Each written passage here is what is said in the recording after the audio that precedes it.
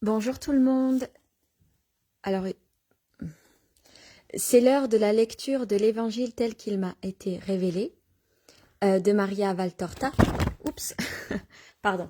Donc, je vous rappelle que Maria Valtorta, ici présente, est une mystique italienne qui a reçu pendant la Seconde Guerre mondiale les visions de la vie de Marie et de Jésus, donc de la naissance de la Vierge Marie jusqu'à la résurrection du Christ.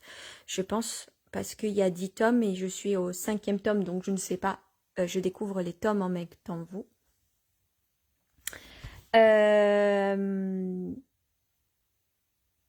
Donc, aujourd'hui, je vais vous lire le nouveau disciple Nicolas d'Antioche et la deuxième annonce de la Passion.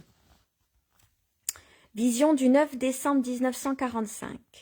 Jésus est tout seul sur la terrasse de la maison de Thomas de Capharnaüm. La ville paraisse pendant le Shabbat, avec une population déjà réduite, car les plus zélés pour pratiquer leur foi sont déjà partis pour Jérusalem, tout comme ceux qui s'y rendent en famille, avec des enfants qui ne peuvent faire de longues marches et obligent les adultes à des haltes et à des courtes étapes. C'est ainsi que dans cette journée en soi, déjà un peu brumeuse, il manque la note d'or de l'enfance charmante. Jésus est très pensif, assis sur un banc très bas, dans un coin, près du parapet, tournant le dos à l'escalier, presque caché par ce mur. Il a le coude sur le genou et appuie son front sur sa main d'un geste las, comme s'il souffrait. Sa méditation est interrompue par un jeune enfant qui veut le saluer avant de partir pour Jérusalem. « Jésus, Jésus !» crie-t-il à chaque marche, sans le voir, car le muret le cache à la vue de ceux qui sont en bas. Et Jésus est tellement concentré qu'il n'entend pas la petite voix légère et le pas d'oiseau, de sorte que quand l'enfant arrive sur la terrasse, il est encore dans cette position de douleur. L'enfant en reste intimidé. Il s'arrête au bord de la terrasse, met son petit doigt entre ses lèvres et réfléchit. Puis il se décide et avance lentement. Maintenant il est derrière Jésus, il se penche pour voir ce qu'il fait et il dit « Non, ne pleure pas. Pourquoi ? À cause de ces méchants d'hier ? Mon père disait avec Jaïré qu'ils sont indignes de toi. Mais toi, tu ne dois pas pleurer. Moi, je t'aime, et aussi ma petite sœur. Jacques, Tobie et encore Jeanne, Marie, Michée et tous les enfants de Capharnaüm ne pleurent plus. Et il se jette à son cou, le couvre de caresses et achève. Sinon je vais pleurer moi aussi, et je pleurerai toujours pendant tout le voyage. Non, David, ne pleure plus. Tu m'as consolé. Tu es seul ? Quand partez-vous ? Après le crépuscule, embarque jusqu'à Tibériade. Viens avec nous. Mon père t'aime bien, tu sais. Je le sais, mon chéri, mais je dois aller voir d'autres enfants. Je te remercie d'être venu me saluer. Et je te bénis, petit David. Donne-moi le baiser d'adieu, puis retourne auprès de ta mère. C'est elle que tu es ici ? Non, je me suis échappée parce que je ne t'ai pas vu avec tes disciples et j'ai pensé que tu pleurais. Je ne pleure plus, tu vois. Va trouver ta mère, va trouver maman, qui te cherche, peut-être avec inquiétude. Adieu. Fais attention aux ânes des caravanes, tu vois. Il y en a d'arrêtés partout. Mais c'est bien vrai que tu ne pleures plus ? Non, je n'ai plus de peine. Tu me l'as enlevé. Merci, mon enfant. Le petit redescend l'escalier, 4 à 4, et Jésus l'observe, puis il hoche la tête et revient à sa place, reprendre sa douloureuse méditation. Il se passe un certain temps. Des éclaircies laissent paraître le soleil à son couchant. Un pas lourd dans l'escalier, Jésus relève la tête, il voit Jaïré qui se dirige vers lui. Il le salue. Jaïré lui rend respectueusement sa salutation. « Comment se fait-il que tu sois ici, Jaïré ? Seigneur, j'ai peut-être été fautif, mais toi, qui vois le cœur des hommes, tu verras que dans mon cœur il n'y avait pas de mauvaises intentions. Je ne t'ai pas invité à parler à la synagogue aujourd'hui, mais j'ai tant souffert pour toi hier, et je t'ai vu tellement souffrir que je n'ai pas osé. J'ai questionné tes disciples, ils m'ont dit, il veut rester seul. Mais il y a un instant, Philippe est venu, le père de David, et il m'a dit que son fils t'a vu pleurer. Le petit a dit que tu l'avais remercié d'être venu vers toi. Je suis venu moi aussi. Maître, ceux qui sont encore à Capharnaüm vont se réunir à la synagogue. Or, ma synagogue est la tienne, Seigneur. Merci, j'irai. Aujourd'hui, d'autres parleront à la synagogue. Pour ma part, j'y viendrai comme simple fidèle. Et tu n'y seras pas tenu. Ta synagogue, c'est le monde. Mais ne vas-tu vraiment pas venir, maître? Non, j'irai. Je reste ici devant le Père, qui me comprend et ne trouve pas de faute en moi. Une larme brille dans l'œil triste de Jésus. Alors, je fais une petite parenthèse. Jésus pleure parce qu'il y a énormément de disciples qui sont partis. Parce que Jésus leur a dit que le suivre, c'est pas avoir une belle vie, c'est pas avoir de la nourriture gratuite. Le suivre, lui, il offre sur terre une tige d'épines et dans le ciel la rose. Mais pour avoir la rose, il faut avoir la tige d'épines. Et du coup, Jésus a dit tout ça à ses disciples. Il leur a dit qu'il faut rester par foi et non pas parce qu'ils ont peur de décevoir. Alors il y a énormément de disciples qui sont partis parce qu'ils n'ont pas compris son discours sur le fait qu'il fallait avoir la foi, ne plus pécher et rester droit. Et puis il y a les disciples qui ont été guéris par un miracle de Jésus, mais qui n'ont pas su remercier Dieu et rester avec lui. Parce qu'ils n'ont pas compris, même s'ils ont été guéris. Certains guéris de maladies, d'autres de possession et d'autres choses. Et du coup, aujourd'hui, Jésus est très triste parce que il a été rejeté. Malgré ses miracles, malgré tout ce qu'il fait, malgré tout ce qu'il essaye d'enseigner, il a été rejeté.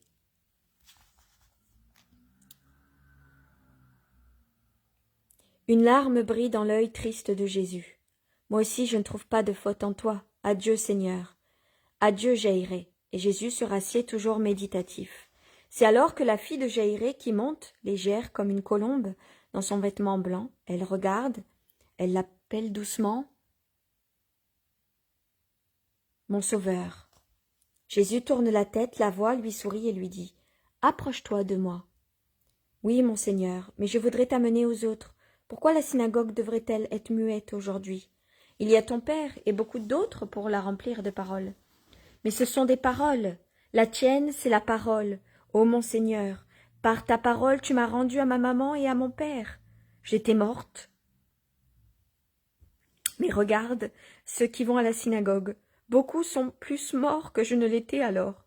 Viens leur donner la vie. Moi, ma fille, toi tu le méritais.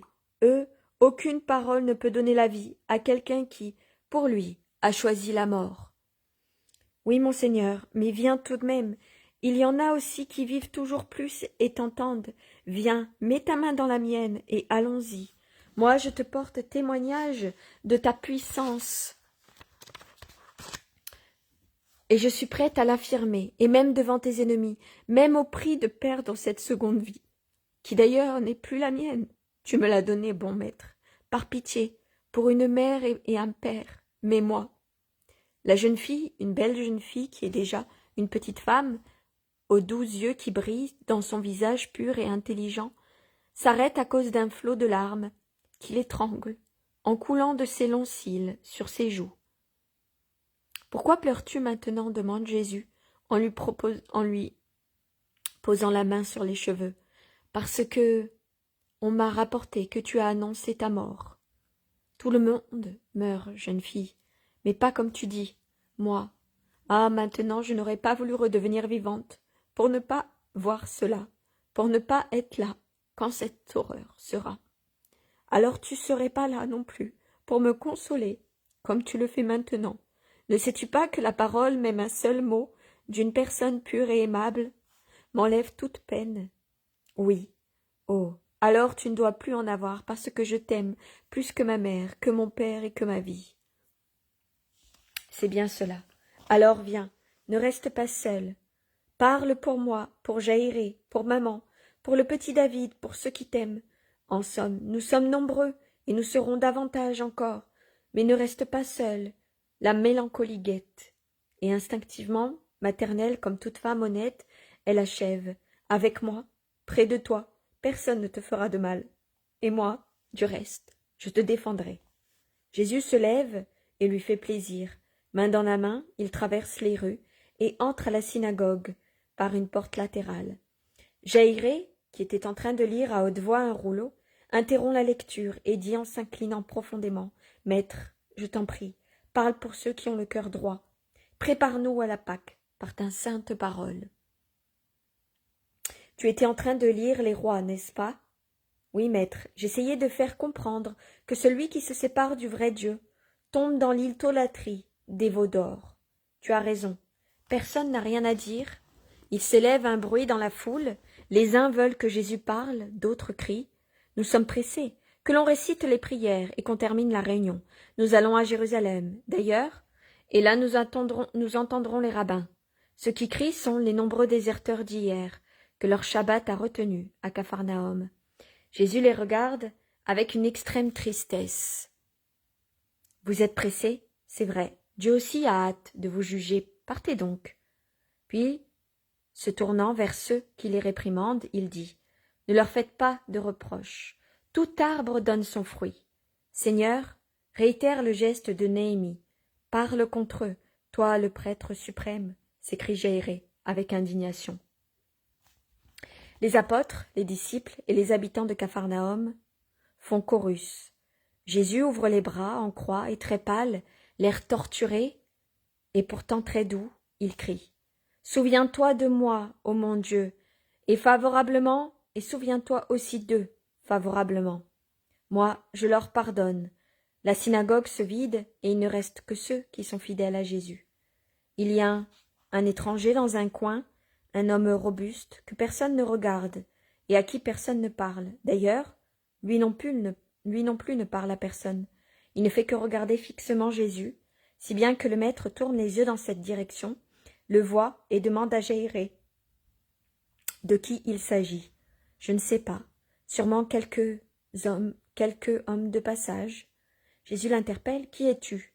Nicolaï, prosélyte d'Antioche. Je me rends à Jérusalem pour la Pâque. Qui cherches-tu? Toi, Seigneur Jésus de Nazareth. Je désire te parler. Viens.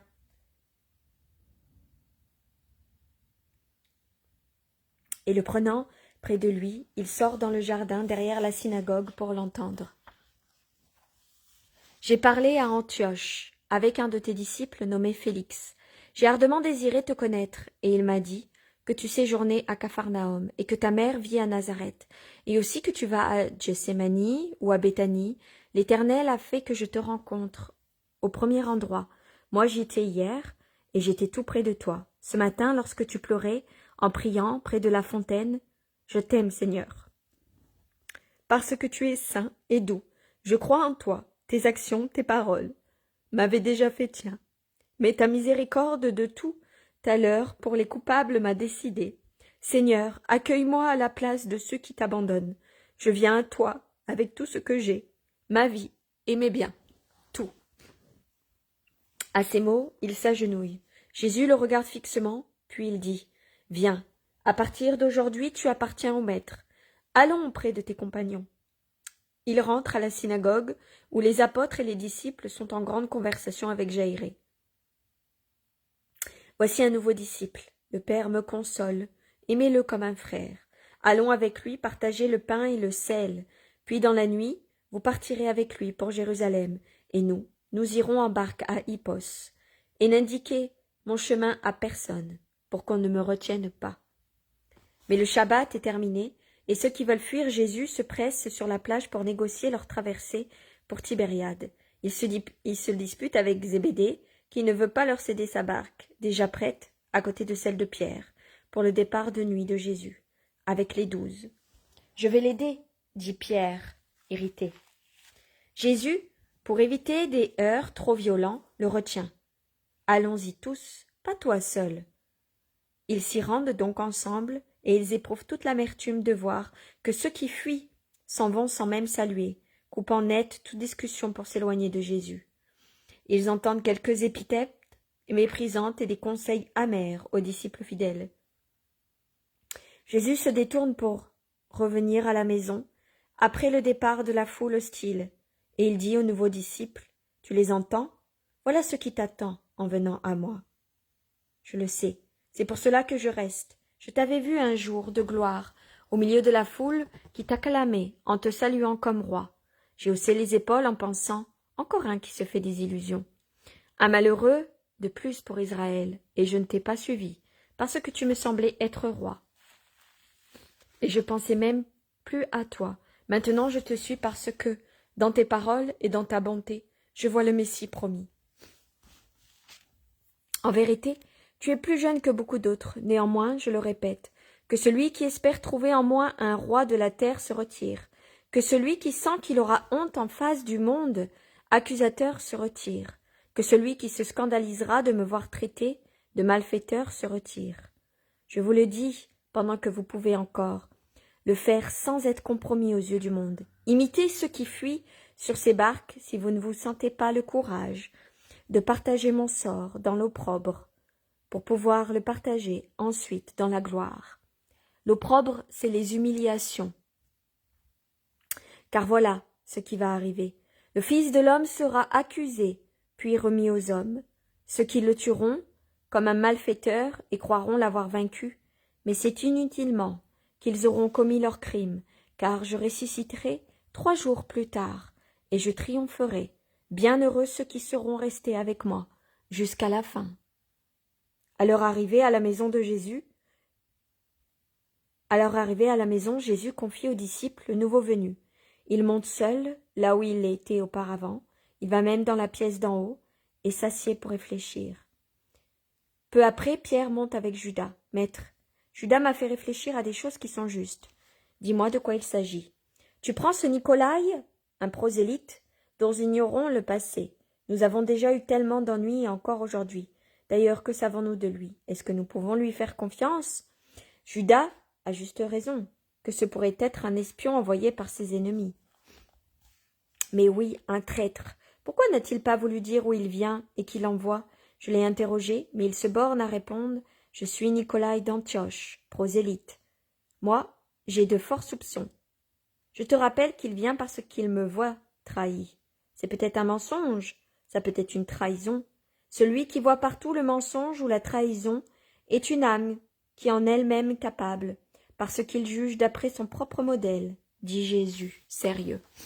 Seigneur, tu m'offenses, s'écrie Judas indigné. Laisse-moi donc, et va avec ceux qui m'abandonnent. Judas sort en claquant la porte brutalement. Pourtant, Seigneur, Judas n'a pas tout à fait tort, et puis je ne voudrais pas que cet homme parle de Jean. Ce ne peut être que l'homme d'Andorre, ce Félix, qui te l'a envoyé. Certainement, mais Jean d'Andorre est prudent, et il a repris son ancien nom. Sois tranquille, Simon. Un homme qui devient un disciple parce qu'il sait que ma cause est humaine, que ma cause humaine est déjà perdue, ne peut être qu'un esprit droit. Il est bien différent de celui qui vient de sortir, et qui est venu à moi parce qu'il espérait être le premier ministre d'un roi puissant, et qui ne se persuade pas que je suis roi seulement au niveau spirituel. As-tu des soupçons sur lui, Seigneur? Sur personne. Mais en vérité, je te dis que là où arrivera Nicolas, disciple et prosélyte, Judas, fils de Simon, apôtre et juif judéen, n'arrivera pas. Seigneur, je voudrais interroger Nicolas sur Jean d'Andorre. Ne le fais pas. Jean ne l'a chargé de rien, parce qu'il est prudent. Toi, ne sois pas imprudent. Non, Seigneur, je te le demandais seulement. Descendons, pour hâter le repas. Quand il fera nuit noire, nous partirons. Simon, m'aimes-tu? Ô mon maître, mais que dis-tu? Simon, mon cœur est plus sombre que le lac en une nuit de tempête, et aussi agité que lui. Ô mon maître, que dois-je dire? Si je suis encore plus sombre et agité que toi, je te dirai, voici ton Simon, et si mon cœur peut te réconforter, prends-le. Je n'ai que lui, mais il est sincère.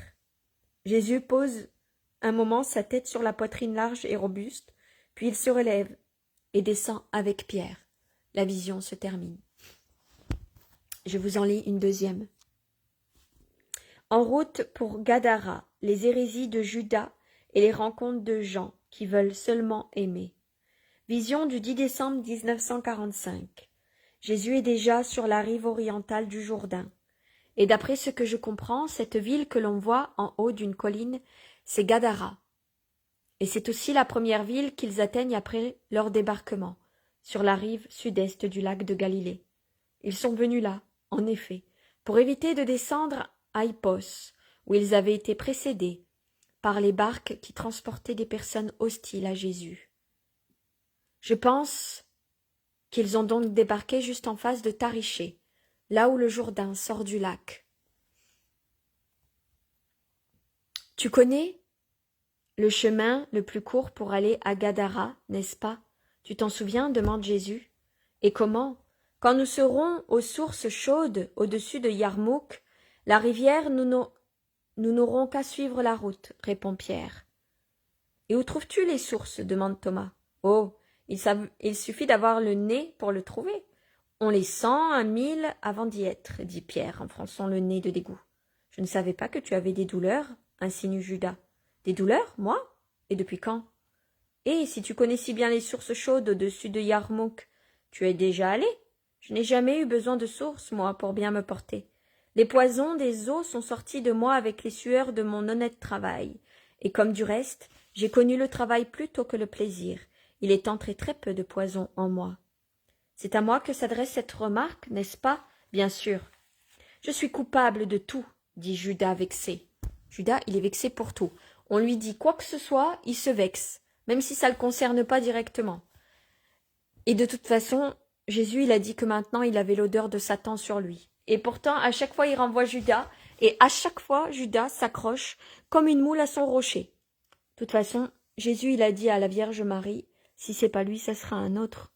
Donc, dans tous les cas, il ne peut pas faire grand-chose. Mais qui t'a mordu?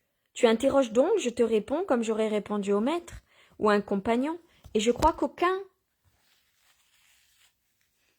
d'eux, pas même Matthieu, qui a été un jouisseur, ne l'aurait mal pris. Eh bien moi, je le prends mal. Je ne te savais pas aussi susceptible. Mais je te prie de m'excuser de l'insinuation que tu supposes, pour l'amour du maître, tu sais, du maître qui est déjà si affligé par des étrangers et qui n'a pas besoin de l'être par nous. Regarde-le, au lieu de te monter la tête sur des impressions, et tu verras qu'il a besoin de paix et d'amour. Jésus garde le silence, il se contente de regarder Pierre et lui sourit avec reconnaissance. Judas ne répond pas à la juste observation de Pierre. Il est renfermé et irrité. Il peut se montrer poli, mais le dépit, la mauvaise humeur et la désillusion qu'il a dans le cœur transpirent de son regard, de sa voix et de son visage, jusqu'à sa démarche pleine de volonté de puissance. Il fait claquer des semelles, les frappe avec colère contre le sol, comme pour donner libre cours à tout ce qui bout en lui. Mais il s'efforce de paraître calme et de se montrer poli. Il n'y parvient pas, mais il essaie. Il demande à Pierre, « Alors comment connais-tu cet endroit?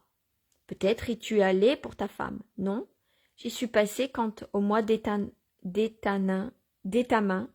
au mois d'étamin. Alors, étamin appelé aussi Syrie correspond au 20 septembre ou du 20 septembre au 20 octobre environ. Moi, j'y suis passé au mois d'étamin. Nous sommes venus en Oritintide avec le maître. J'ai accompagné ta mère et les femmes disciples jusqu'aux terres de Couza. C'est pourquoi en venant à Borza, je suis passé par ici, répond Pierre sincèrement et prudemment. Tu étais seul? Demande ironiquement Judas. Pourquoi? Crois-tu que je m'en vaille pas plusieurs, quand il s'agit d'être à la hauteur et de faire un travail de confiance, et en plus de le faire par amour? Oh, quel orgueil! J'aurais bien voulu te voir. Tu aurais vu un homme sérieux qui accompagnait de saintes femmes. Mais est-ce que tu étais vraiment seul? Demande Judas qui se livre à une véritable enquête. J'étais avec les frères du Seigneur. Ah, nous y voilà. Les aveux commencent. Et tu commences à me porter sur les nerfs. Peut-on savoir ce que tu as? C'est vrai, c'est honteux, dit Jude. Et il est temps d'en finir, renchérit Jacques, fils de Zébédée. Il ne t'est pas permis de te moquer de Simon, dit Barthélemy, sur un ton de reproche. Tu devrais te souvenir qu'il est notre chef à tous, achève Simon le Zélote. Jésus se tait. Oh, moi, je ne me moque de personne. Je n'ai rien, mais cela m'amuse de le taquiner un peu. Ce n'est pas vrai. Tu mens. Tu poses des questions sournoises parce que tu veux arriver à établir quelque chose. L'homme perfide croit que tout le monde est comme lui. Ici, il n'y a pas de secret. Nous avons tous fait la même chose, ce qu'avait ordonné le maître, rien d'autre. Tu comprends? Dit Jude, qui est exaspéré. Silence, on dirait des femmes qui se querellent. Vous avez tous tort et j'ai honte de vous, dit sévèrement Jésus. Il s'établit un profond silence pendant qu'il se dirige vers la ville sur la colline. Thomas rompt le silence en disant « Quelle puanteur! Ce sont les sources! Voilà Yarmouk, et ses constructions sont les thermes des Romains. Plus loin, il y a une belle route, toute pavée, qui mène à Gadara. Les Romains veulent voyager dans des bonnes conditions. Gadara est une belle ville, dit Pierre. Elle sera encore plus belle, parce qu'ici nous ne trouverons pas certaines personnes, du moins pas en grand nombre, bougonna Mathieu entre ses dents. Ils franchissent le pont sur la rivière en respirant les odeurs âcres des eaux sulfureuses. Ça doit sentir le soufre. Ça doit être le soufre qu'ils doivent sentir. Vous savez, le soufre, ça sent un peu comme l'œuf pourri. C'est pas très agréable. Ils longent les thermes en passant entre les véhicules romains et prennent une belle route, faite de larges pavés, qui mène au sommet de la colline, à la ville, superbe à l'intérieur de ses murs d'enceinte. Jean s'approche du maître. Est-ce vrai qu'à l'emplacement de ces eaux, on a précipité autrefois un condamné dans les entrailles du sol? Ma mère nous le disait quand nous étions petits, pour nous faire comprendre que l'on ne doit pas pécher, sinon l'enfer s'ouvre sous les pieds de celui qui est maudit de Dieu, et l'engloutit.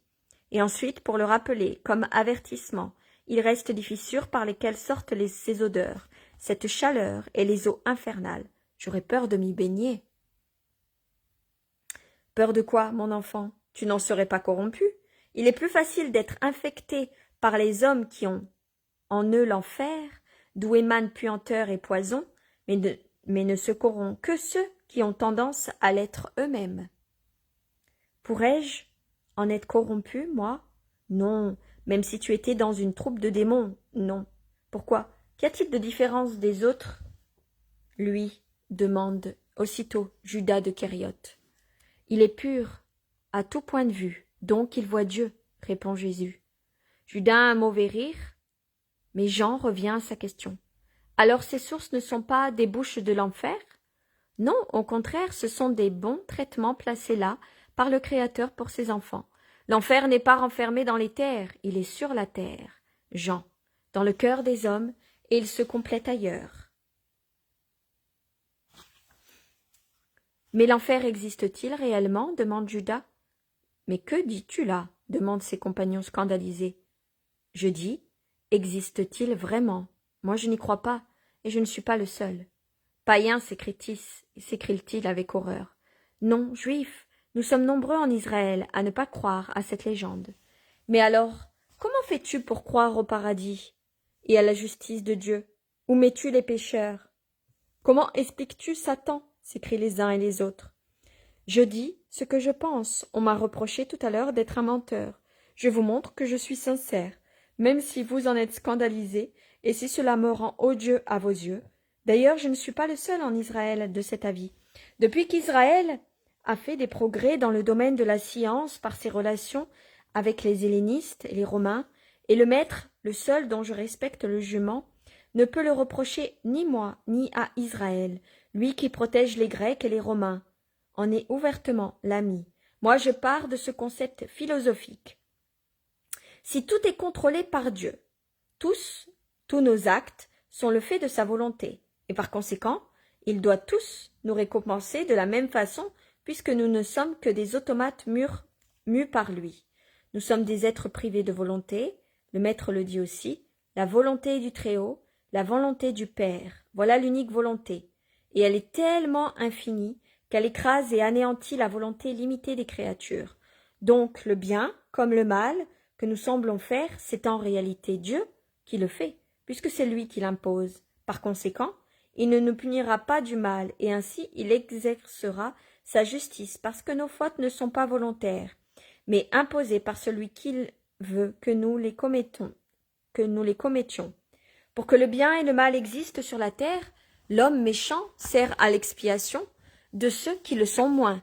Il souffre par lui-même de ne pouvoir être considéré comme bon, et c'est ainsi qu'il expie sa part de faute. Jésus l'a dit, l'enfer est sur la terre et dans le cœur des hommes. Satan, moi, je ne le sens pas, il n'existe pas. J'y croyais autrefois, mais depuis quelque temps, je suis sûr que tout cela, c'est de la blague. Quand on est persuadé, on trouve la paix. Judas débite ses théories avec un tel aplomb qu'il en coupe le souffle aux autres. Jésus se tait, et Judas le taquine. N'ai-je pas raison, maître? Non.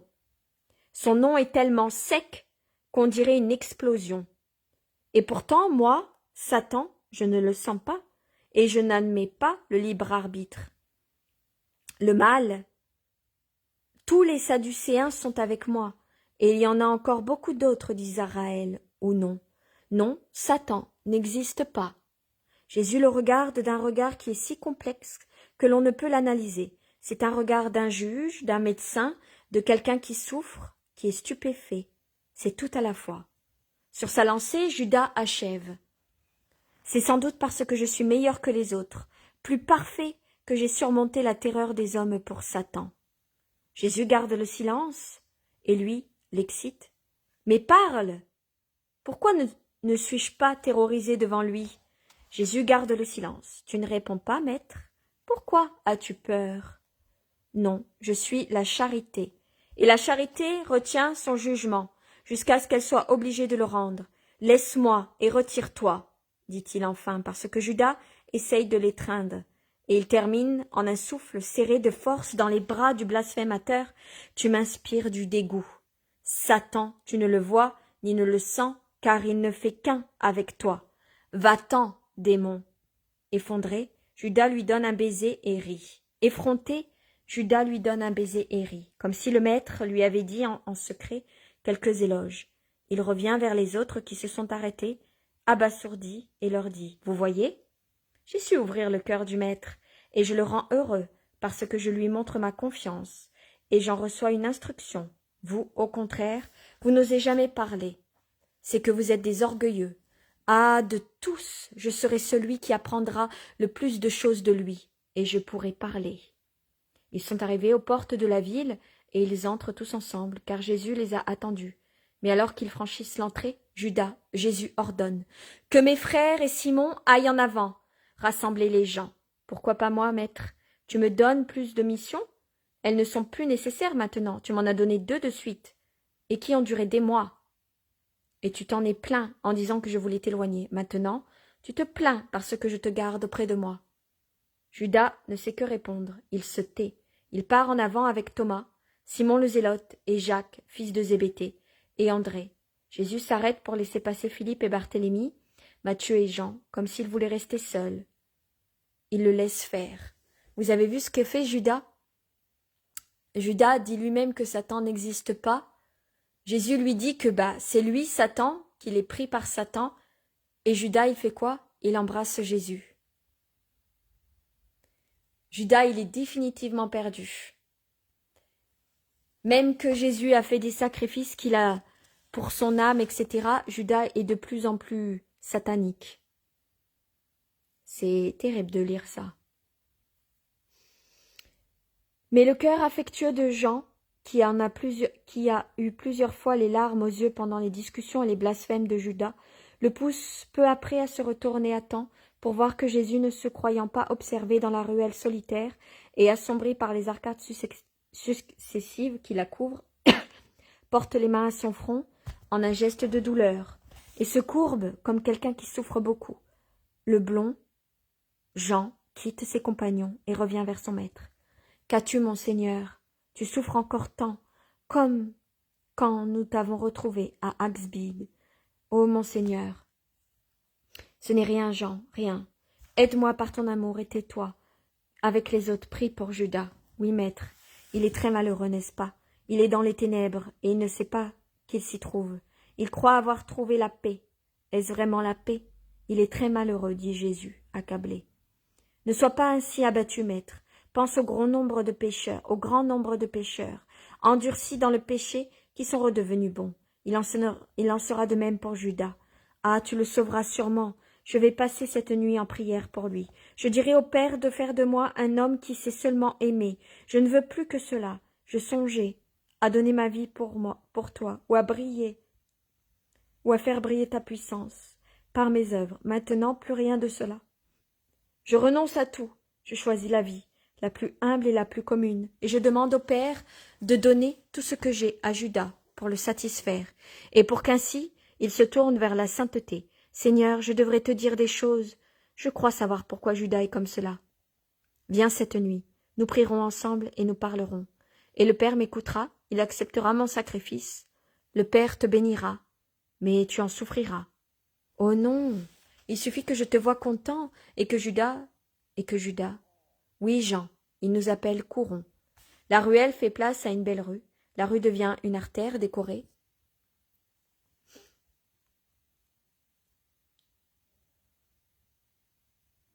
De portiques et de fontaines, et elle est ornée de places plus belles que l'autre. Elle croise une avenue pareille, et il y a sûrement au fond un amphithéâtre, et des gens atteints de diverses maladies sont déjà rassemblés dans un coin des portiques en attendant le Sauveur. Pierre vient à la rencontre de Jésus. Ils ont gardé la foi en ce que nous avons dit de toi, au moins dès ta main. Ils sont venus immédiatement, et moi je vais récompenser leur foi immédiatement. Allons. Et dans le crépuscule déjà avancé, qui teint les marbres de rouge, il va guérir ceux qui l'attendent avec confiance. Je vous lis une troisième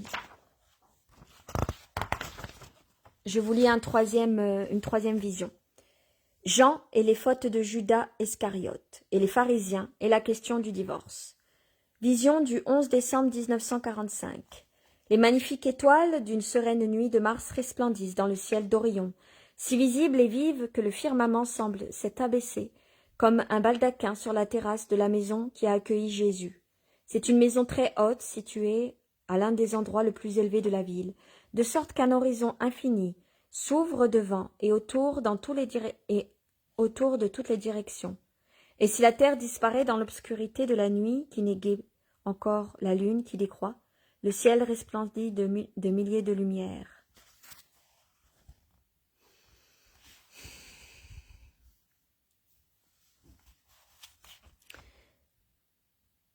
Les hommes reposent moins innocents que les autres créatures d'un sommeil plus ou moins tranquille que leur maison obscure.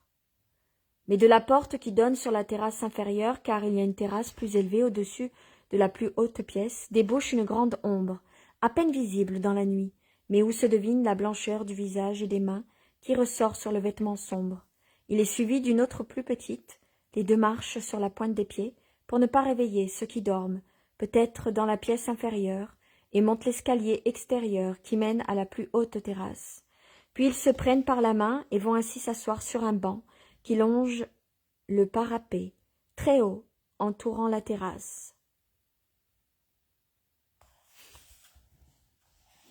Seul le ciel se découvre à eux, avec les constellations du printemps et les magnifiques étoiles d'Orion, de Rigel, de Beltégeuse, d'Aldébaran, de Persée, d'Andromède et de Cassiopée, ainsi que les Pléiades unies, comme des sœurs. Vénus couleur de saphir est éclatante comme le diamant. Le pâle rubis de Mars, le topaze de Jupiter sont les rois du peuple, astral et palpitent comme pour saluer le Seigneur, multipliant leur rayonnement de lumière en l'honneur de la lumière du monde. Pour les admirer, Jésus lève la tête en l'appuyant contre le haut muret, et Jean l'imite, le regard perdu là-haut où l'on peut ignorer le monde, puis Jésus dit « Et maintenant que nous sommes purifiés au spectacle des étoiles, prions. » Il se lève, et Jean l'imite, une prière prolongée, silencieuse, présente toute âme. Les bras en croix, le visage levé, tourné vers l'Orion où s'annonce une première lueur lunaire, puis le Notre Père qu'ils disent ensemble, lentement, non pas une fois, mais trois, en mettant toujours plus d'insistance dans leur demande, ce que leur voix manifeste clairement, c'est une supplication qui sépare l'âme de la chair, si ardente qu'elle les laisse sur les chemins de l'infini. Puis vient le silence. Ils s'asseyent là où était avant tandis que la lune éclaire toujours plus la terre endormie. Jésus passe un bras autour des épaules de Jean et l'attire à lui. « Dis-moi donc ce que tu sens devoir me confier. Qu'est-ce que mon Jean a vu? à l'aide de la lumière spirituelle dans l'âme ténébreuse de notre compagnon. Maître, je me repens de t'avoir dit cela. Je ferai 2 péchés. Pourquoi? Parce que je te ferai souffrir en te révélant ce que tu ne sais pas, et parce que, maître, est-ce un péché de dire du mal que nous voyons dans un autre? Oui, n'est-ce pas? Alors comment pourrais-je le dire, en blessant la charité? Jean est angoissé. Jésus éclaire son âme. Écoute, Jean. Qu'est-ce qui compte le plus pour toi, le maître ou le codisciple? Le maître, Seigneur, c'est toi qui compte le plus. Et que suis-je pour toi? Le commencement et la fin. Tu es tout. Crois-tu, puisque je suis tout, je sais aussi tout ce qui existe. Oui, Seigneur, c'est la raison pour laquelle je suis très embarrassée, car je pense que tu sais et que tu souffres, et parce que je me souviens que tu m'as dit un jour que parfois tu es l'homme seulement l'homme, et que par conséquent le Père te fait connaître ce qu'est que d'être homme, un homme qui doit se conduire selon la raison. Et je pense aussi que Dieu, ton Père, par pitié pour toi, pourrait te cacher ces laides réalités. Tiens-t'en à cette pensée, Jean, et parle en toute confiance. Confier ce que tu sais à celui qui pour toi est tout, ce n'est pas un péché, car le tout ne se scandalise pas, ne médit pas et ne manquera pas de charité, pas même en pensée à l'égard du malheureux. Ce serait un péché si tu disais ce que tu sais à quelqu'un qui ne peut être tout amour, à des compagnons par exemple qui seraient médisants, et même attaqueraient le coupable, sans miséricorde, nuisant ainsi à lui et à eux-mêmes, car il faut faire preuve de miséricorde. Une miséricorde toujours d'autant plus grande que l'on se trouve devant une pauvre âme qui souffre de tous les maux. Un médecin, un infirmier compatissant, ou bien une mère, s'il s'agit d'un simple malaise, s'impressionne peu et se tourne pas de la guérison. Mais si l'enfant ou l'homme est très malade, en danger de mort, déjà gangréné, paralysé, comme il lutte pour le guérir en surmontant toute répugnance et fatigue. N'en est-il pas ainsi?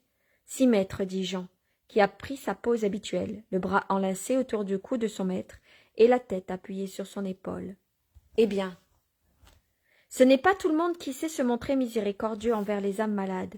On doit donc être prudent pour élever leurs maux, pour que le monde ne les fuie pas et ne leur nuise pas par son mépris. Un malade qui se voit méprisé s'assombrit, et son état empire. En revanche, si on le soigne avec une joyeuse espérance, il peut guérir, car la bonne humeur confiante de celui qui l'assiste le pénètre et renforce l'efficacité du remède. Mais si tu sais que je suis la miséricorde et que je n'humilierai pas Judas, parle donc, sans scrupule. Tu n'es pas un espion, tu es un fils qui confie à son père, avec une affectueuse anxiété, le mal découvert de son frère, pour que le père le soigne. Allons. Jean pousse un profond soupir, puis il baisse encore plus la tête, en laissant glisser sur la poitrine de Jésus, et dit « Comme il est pénible de parler de corruption, Seigneur, Judas est impur, et il cherche à m'amener à l'impureté. Qu'il me méprise, ne m'importe guère, mais je suis affligé qu'il vienne vers toi, souillé par ses amours. Depuis son retour, il m'a tenté plusieurs fois. Quand le hasard nous laisse seuls, il essaie de toute manière que cela arrive. Il ne fait que parler de femmes, et j'en éprouve le dégoût, que j'aurais si on m'immergeait dans une pourriture, qu'on essaierait de m'introduire dans la bouche. Mais en es-tu troublé au plus profond de toi-même? Troublé comment? Mon âme frémit, ma raison crie contre ces tentations. Moi, je ne veux pas être corrompue. Mais ta chair, qu'éprouve-t-elle? Elle frissonne d'horreur. Cela seulement? Oui, maître. Et alors je pleure car il me semble que Judas ne pourrait faire une plus grande offense qu'à quelqu'un qui s'est consacré à Dieu. Dis-moi, cela porte-t-il à atteinte à mon offrande? Non, pas plus qu'une poignée de boue jetée sur une plaque de diamant. Elle ne raie pas la plaque, elle la pénètre pas. Il suffit d'une coupe d'eau pure que l'on jette sur elle pour la rendre nette. Elle devient plus belle qu'auparavant. Purifie-moi alors. Ta charité te purifie, et aussi ton ange gardien. Rien ne reste sur toi. Tu es un autel purifié sur lequel Dieu descend. Et qu'est-ce que Judas a fait d'autre? Seigneur, Seigneur. La tête de Jean glisse encore plus bas. Quoi? Ce n'est pas vrai que c'est son argent qu'il te donne pour les pauvres. C'est de l'argent des pauvres qu'il dérobe pour lui, pour qu'on le loue d'une générosité qui n'existe pas. Tu l'as rendu furieux parce qu'au retour du mont Tabor, tu lui as enlevé tout l'argent. Et il m'a dit, il y a des espions parmi nous. Je lui ai répliqué. Pour espionner quoi? Tu voles peut-être? Non, m'a-t-il répondu. Mais je suis prévoyant, et j'ai 2 bourses. Quelqu'un l'a dit au maître, et il m'a imposé de tout donner.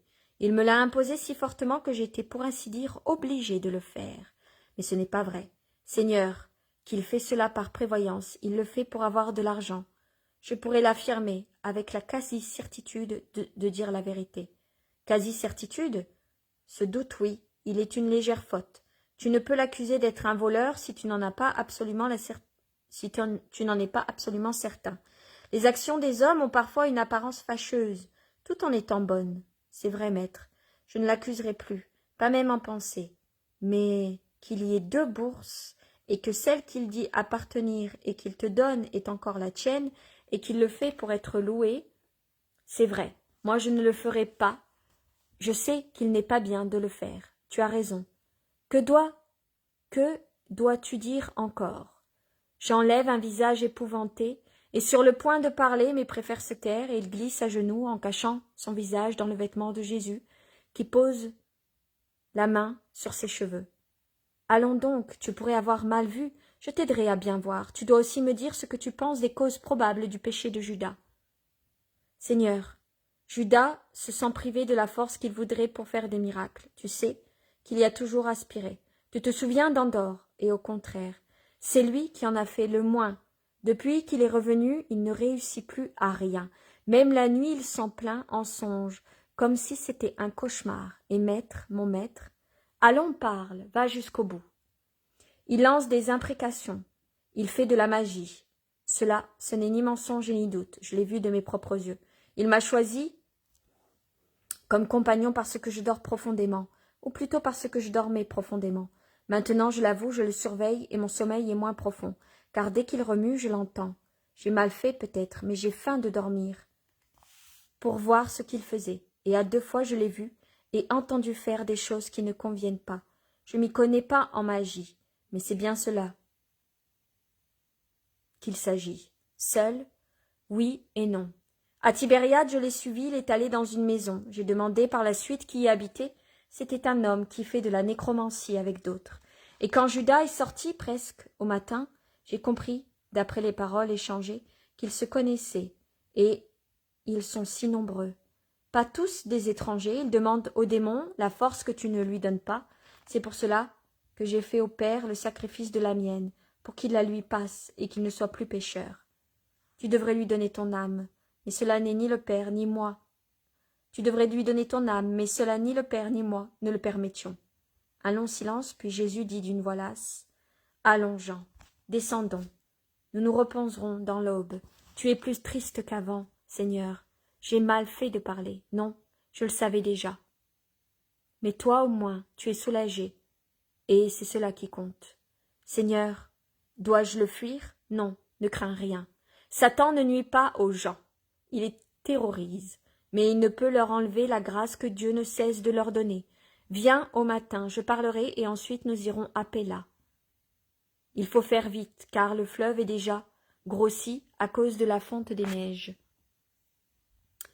et de la pluie de ces derniers jours. Il sera bientôt en crue, d'autant plus que le halo de la lune annonce les pluies abondantes. Ils descendent et disparaissent dans la pièce située sous la terrasse.